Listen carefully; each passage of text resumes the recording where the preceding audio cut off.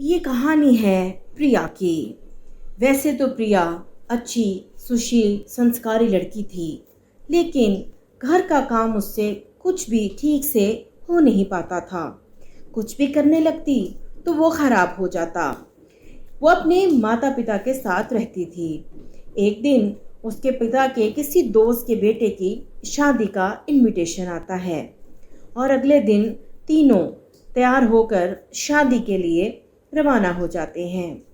Marriage venue पर पहुंचकर दूल्हा दुल्हन के साथ सब लोग पिक्चर्स क्लिक करवाते हैं और उसके बाद अचानक से प्रिया को बहुत भूख लगने लगती है और वो खाने की टेबल पर कुछ खाने के लिए देखने जाती है। अरे वाह, यहाँ तो बहुत कुछ खाने को पड़ा है।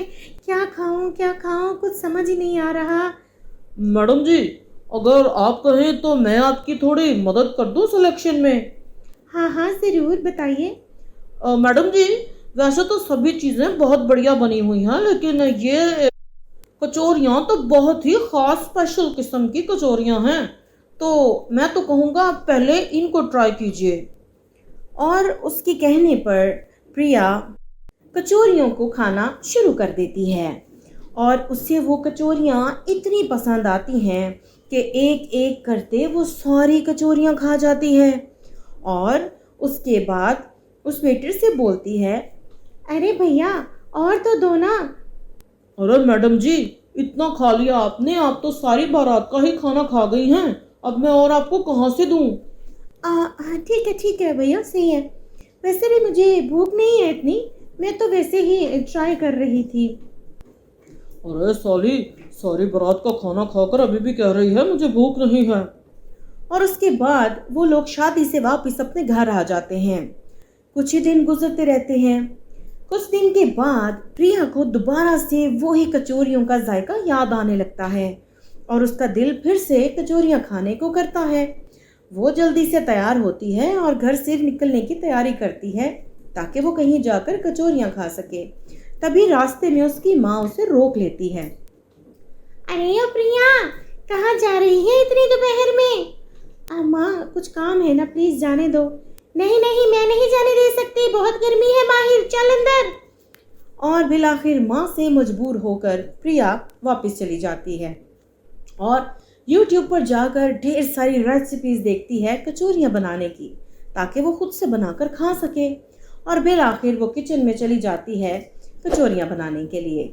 और वहाँ पर जब वो कचौरी का सामान रखने लगती है तो जब वो मैदा उठाती है तो उसके सर पर वो सारा आटा गिर जाता है। अरे बाप रे, ये क्या हो गया? अगर माँ आ गई किचन में तो बहुत धुलाई करेगी। एक तो कोई काम मुझसे ठीक से नहीं होता। अभी वो किचन में यही सब कर रही थी कि उसकी माँ किचन में आ जाती है। अरे ओ करम जली कल मोही, ये क्या कर दिया किचन में? इतना गंद फैला दिया तूने, क्या रही है तू? वो माँ, मेरा कचौरियाँ खाने को बहुत मन कर रहा है, प्लीज़ कचौरियाँ बना दो ना मुझे। अच्छा ठीक है, बना देती हूँ, लेकिन उससे पहले ये सारा किचन साफ कर, वरना मैं कुछ नहीं बनाऊंगी। नहीं नहीं माँ जी, मैं अभी किचन साफ कर देती हूँ, प्लीज़ कचौरियाँ बना दो। और जल्दी जल्दी से प्रिया किचन साफ करने लगती है ताकि उसकी माँ उसे कचौरियाँ बना के दे दे।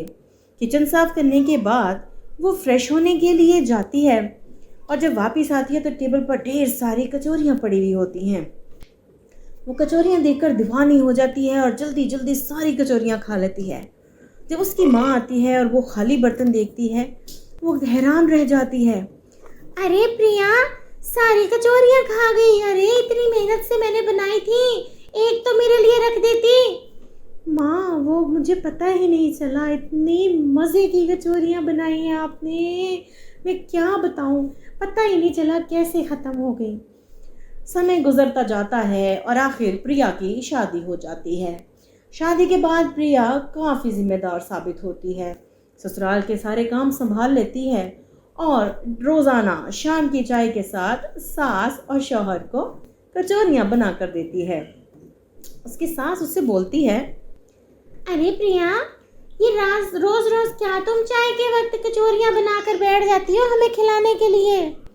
माँ जी, दरअसल चाय के साथ बहुत अच्छी लगती है ना, इसलिए मैं आपके लिए बनाती हूँ। आपको क्या पता, मैं तो अपने लिए बनाते हाँ। और ऐसे करते एक दिन तबीयत खराब हो जाने के बायस जब उसे हॉस्पिटल ले जाया जाता है तो चेकअप के बाद पता चलता है कि प्रिया प्रेग्नेंट है। और सब लोग बहुत खुश होते हैं इस खबर को सुनकर, ख़ास तौर पर उसका शौहर प्रेम बहुत ही ज़्यादा एक्साइटेड हो जाता है। 7 महीने गुजर जाते हैं और प्रिया की कचौरियाँ खाने की रूटीन वही रहती है। लेकिन जैसे ही 7 महीने गुजरते हैं तो उसका दिल कचौरियों से उकताने लगता है और मीठी चीज़ें खाने को करता है। 2 महीने यही सब चलता है और आखिरकार वक्त आ जाता है और प्रिया एक खूबसूरत सी बेटी को जन्म देती है।